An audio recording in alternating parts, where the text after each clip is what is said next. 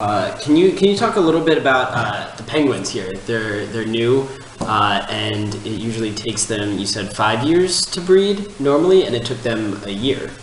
Yep. And so what has contributed to that? And is it necessarily a good or a bad thing?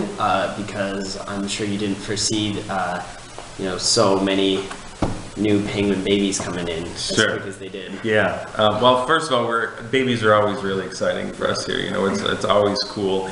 Use that as reproduction as a kind of a barometer for the health of not only a population but individual animals. It's the kind of the best form of enrichment is going through the natural cycle and reproducing and pairing and then raising babies. So the great thing is that it did occur so quickly.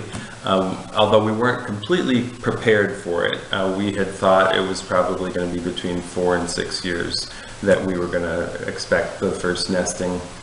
I attribute it primarily to the design of the exhibit.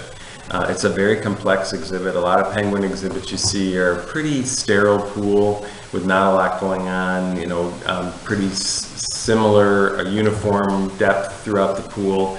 The shorelines are kind of easy to clean from a keeper perspective, but not great for the birds in some cases. We wanted to go way beyond that, and we did extensive research on the coast of Chile and Peru, where the Humboldt penguins are from, what the rocks were like, how deep the burrows were that they would be using, cool.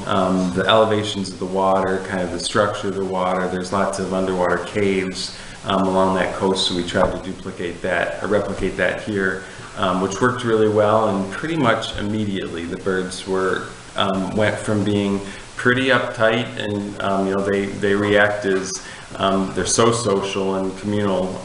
Penguins are generally. When one does something or reacts poorly or positively to something, the whole colony follows suit. And in the case of ours, they were pretty uptight going through quarantine. All the animals, when they come to the zoo, go through a 30-day quarantine in our clinic area. That makes them a little uptight, but we have to do that to make sure that they're healthy.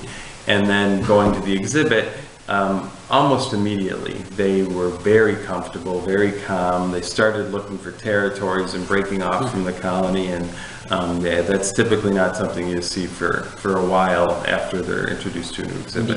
Because it happened so quick, mating happened. Yep.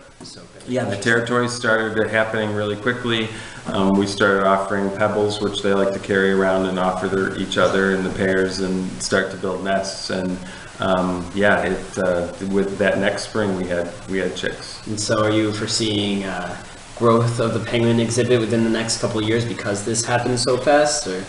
We've raised over 40 now here since 2005, which is, I think right now it's the most productive colony in the country of Humboldt penguins. We have capacity for about 50 birds here, although 30 is more optimal for us. It's easier for our staff to keep track of, and it gives them a lot more space. So we like keeping around 30. We keep them here for a year, the chicks. That's part of the program, is the first year of any animal's life, but penguins in particular, because they're so communal. It takes them a while to get used to eating and seeing visitors and glass and exhibits and so forth.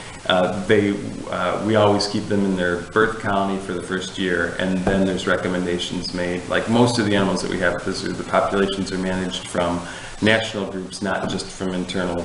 It's not me saying, oh, I want to send a penguin to Calgary. The national group says the Calgary Zoo is opening a brand new exhibit. It's really nice. They're going to need 8 birds, and we want you to send 4 of yours.